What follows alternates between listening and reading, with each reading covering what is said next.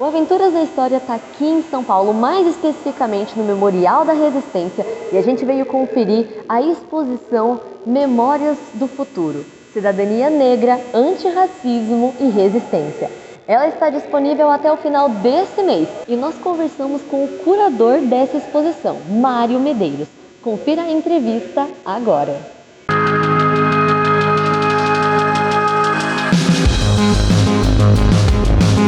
Começando aí as nossas perguntinhas, como surgiu a ideia dessa exposição que vai até somente o dia 27 de agosto? Bom, foi um convite do Memorial da Resistência aqui de São Paulo, um convite da coordenação, logo no contexto logo após o assassinato de George Floyd nos Estados Unidos e no contexto da pandemia de Covid. Então, o Memorial da Resistência ele vinha fazendo uma agenda para ressignificar a ideia de resistência. Antes dessa aqui, da Memórias do Futuro, teve a exposição Orgulho e Resistência sobre a população LGBTQIA+, e as lutas durante a ditadura civil-militar, do Renan Quinaglia.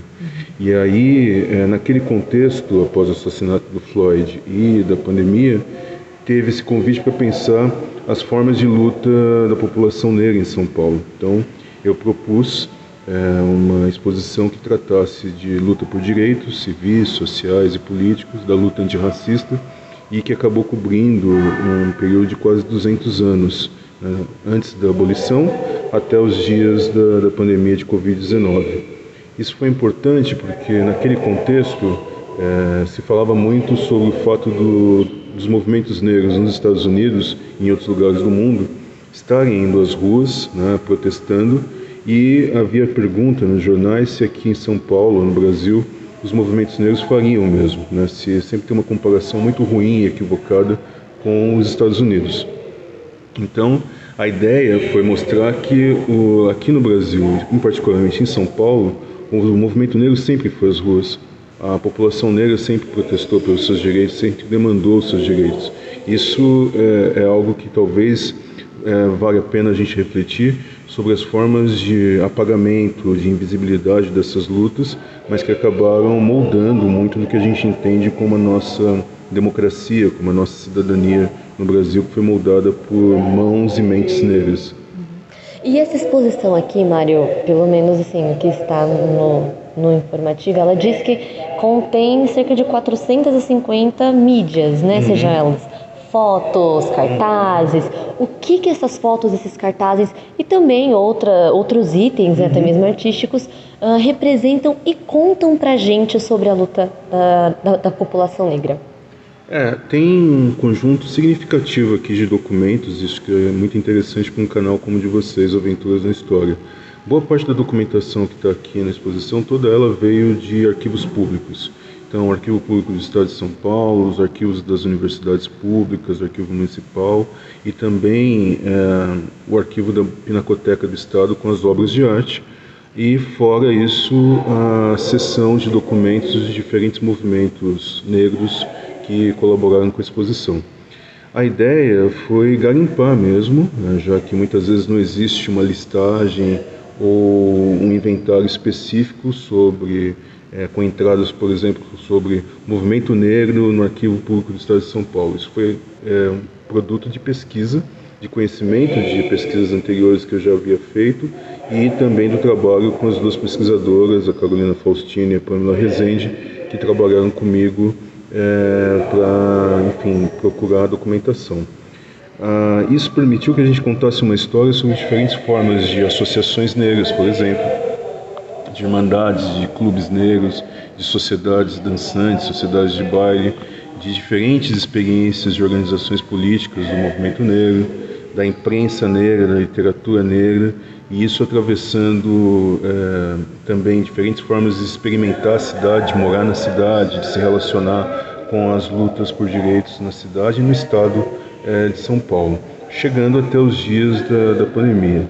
Por isso que a gente tem essas centenas de documentos variados. Tem documentação textual, fotografias, desenhos, cartazes, documentação audiovisual, as obras de arte, livros impressos variados, que permitem contar essa história, e o que é bom disso que também o catálogo da exposição, a exposição em si, mas também o catálogo da exposição vira uma espécie de inventário do que existe nessas instituições públicas de pesquisa, né? Que pode servir para outras pessoas. Muitos colaboradores participaram. E quais são esses colaboradores? Quem são esses artistas que estão aqui representados hoje?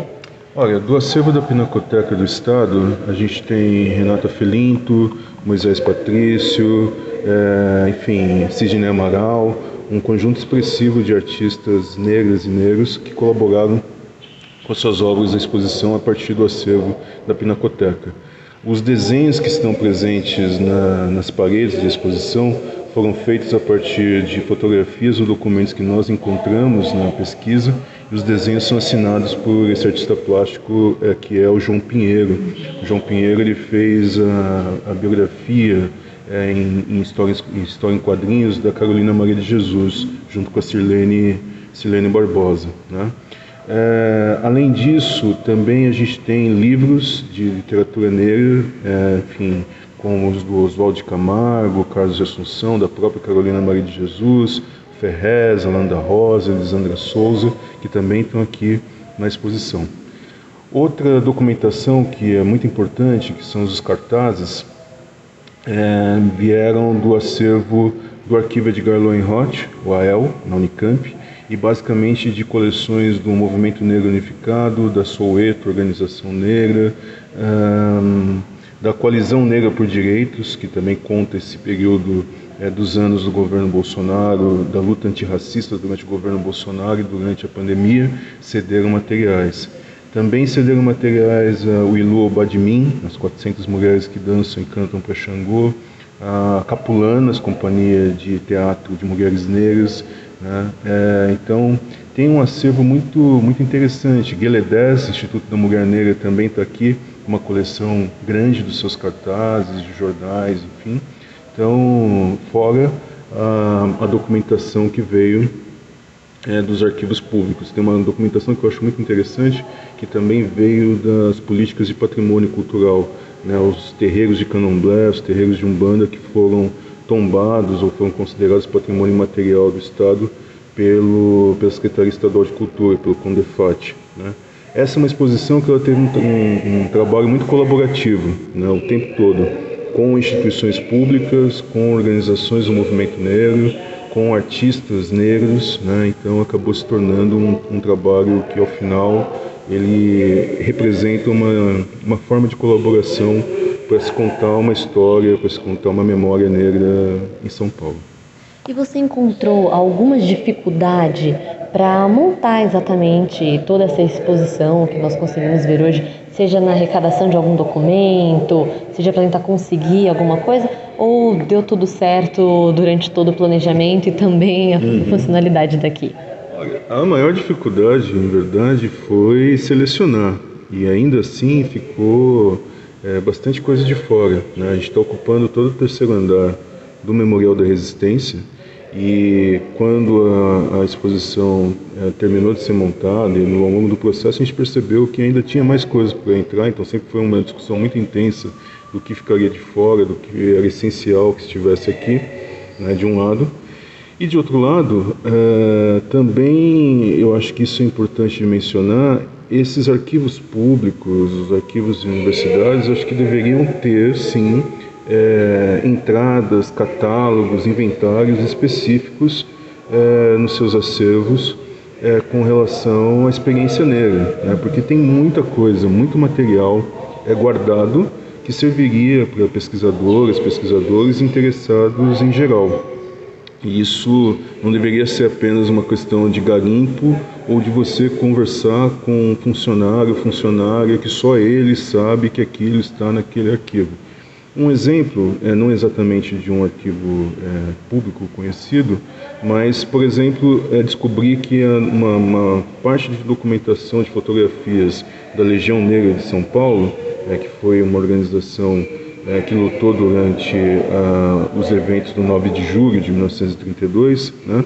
Eles estão no acervo da Companhia de Força e Luz de São Paulo. O que está fazendo lá? né, exatamente. Eu nem me lembro mais como é que a gente descobriu essa informação, se foi uma indicação, algo do tipo. Mas não está no Arquivo Público do Estado, né? Não está no Arquivo Municipal de São Paulo. Está, enfim, numa instituição que talvez não fosse óbvio procurar inicialmente. Então, acho que a maior dificuldade foi justamente um trabalho muito prazeroso de pesquisa, porém ele poderia ser facilitado com listagens produzidas pelas instituições de pesquisa, pelas instituições de preservação da memória que a gente acessou. No mais, a grande dificuldade foi selecionar, né, de fato, porque é uma história riquíssima. Essa exposição ela poderia ser ampliada temporalmente, ela poderia ter outras entradas para além das que estão aqui, né? Ainda tem lacunas que poderiam ser contadas, mas no mais o trabalho fluiu de uma maneira muito, muito bacana. E além desse resultado aqui, nesse terceiro andar, nós também temos algumas obras também do lado externo aqui do memorial, né? Uhum. Inclusive nós temos ali a obra Fio da Memória, se não me engano, né, de Soberana Aziza. O que essa obra representa também e por que ela não está aqui dentro?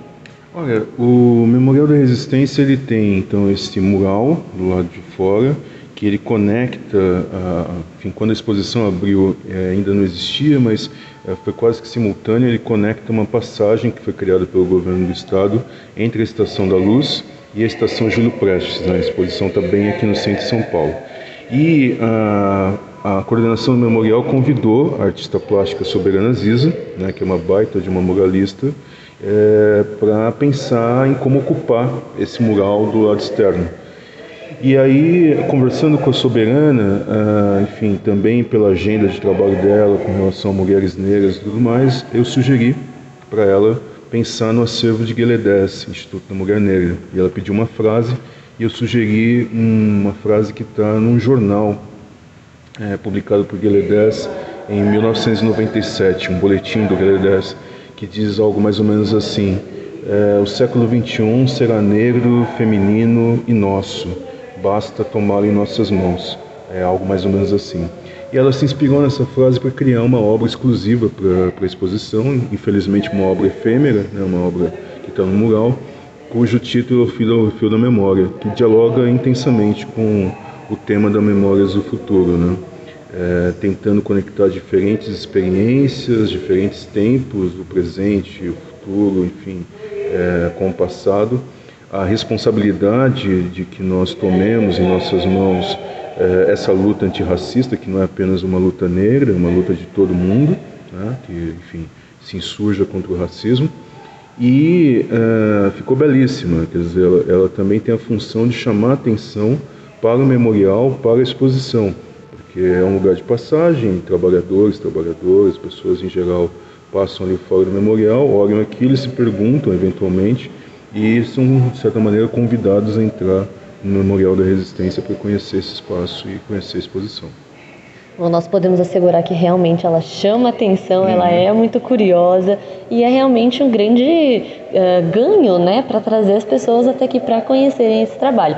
E você também comentou que aqui, durante essa exposição, muitas coisas são mostradas também na resistência negra, seja desde ali de 1888 até os dias atuais, né? E a gente aqui também do Aventuras na História queria saber como a Delegacia de Costumes, de certa forma, perseguiu as comunidades negras e também as comunidades ali, principalmente as religiões, né, de matrizes africanas. Como isso se deu e qual hoje seria, na sua opinião, na sua visão, que esses fatores ainda são tratados nos dias de hoje? Olha, isso é muito bacana de pensar, porque não dá para esquecer que a gente está no prédio do antigo DEOPS, na Delegacia de Ordem Política e Social. Então, também foi uma preocupação da exposição em contar essa história de vigilância, repressão, mas também da experiência de luta antirracista nos diferentes momentos autoritários que a gente teve no Brasil, aqui em São Paulo e nesse lugar onde muita gente foi torturada, presa e assassinada eventualmente, né? E essa experiência negra sempre também pouco tratada quando a gente analisa as experiências de luta contra as ditaduras, em particular a ditadura mais recente de 64. Então, tem uma documentação que está aqui na exposição, que veio do Arquivo Público do Estado, do acervo do DEOPS, que conta uma história desde os anos 30, enfim, no Estado Novo até 45, de 37 a 45, que coincide com a existência do DEOPS, e também da vigilância, da perseguição e das torturas, enfim, das denúncias contra ativistas, intelectuais, movimentos negros durante a ditadura de 64 e 85, né?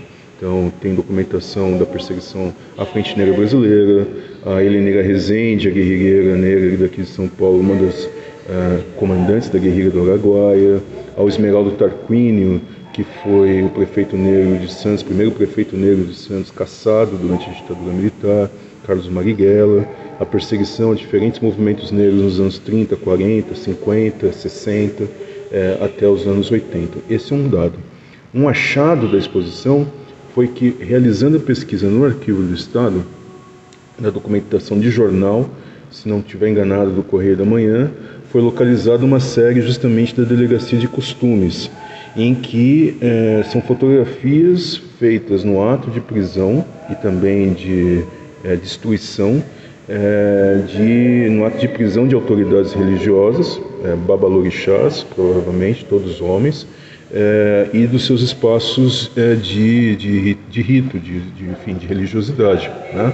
Então, são policiais da Delegacia de Costume prendendo essas pessoas que são acusadas de curandeirismo, de charlatanismo, uma série que é chamada de Macumbeiros, e que os jornalistas estão fotografando esses atos de prisão e também de violência, de, enfim, retirar os instrumentos que essas pessoas utilizavam entre os anos 40, 50, para praticar as suas religiões aqui em São Paulo. Bom, então isso foi um achado enorme, isso se conecta com outros momentos da exposição, quer dizer, tem esse momento dos anos 40 e 50, ao mesmo tempo que tem o próprio Estado, já que era a Delegacia de Costumes que estava prendendo essas pessoas por tanto Estado, tem um outro momento que é o Estado reconhecendo as religiões de matriz africana, o candomblé e a umbanda, como patrimônio cultural, né? A história do terreiro Axé Iliobá, que é o primeiro terreiro de candomblé tombado pelo patrimônio do Estado, que fica aqui no Jabaquara, foi tombado em 1988, e só muito tempo depois, ali por volta de 2017, o tombamento de terreiros de candomblé e templos de umbanda em São Paulo e na Grande São Paulo, que está documentado aqui, né? Então, o que eu vejo é que a gente tem uma longa história muito tensa, muito complicada, de perseguição às religiões de matriz africana, né? Enfim, com criminalização, com vigilância, com acusações como de curandeirismo, charlatanismo e outras coisas, né? E tem uma história que talvez esteja sendo ressignificada de maneira ainda devagar, considerando o tombamento do Axé Iliobá nos anos 80 e só quase 30 anos depois de outros terreiros, pelo próprio Estado, né? E eu acho que se houvesse enfim, campanhas, se houvesse a valorização desse patrimônio de fato, se houvesse ação em termos de política educacional, cultural, com relação às religiões de matriz africanas, vários dos preconceitos e discriminações que essas religiões ainda sofrem no cotidiano poderiam ser diminuídos, atenuados, etc., né? Já não se prende mais ialorixás, babalorixás, pais de santo, enfim, coisas do tipo. Mas o preconceito e a discriminação com essas religiões, ele é enorme e é um papel do Estado combatê-lo, né? Essa exposição muito bonita e também muito curiosa estará aqui somente até o dia 27 de agosto. Então, são os últimos dias para você vir conferir. A entrada é franca. E aí, gostou desse conteúdo? Para esse e outros mais, siga Aventuras da História nas nossas redes sociais. Até mais!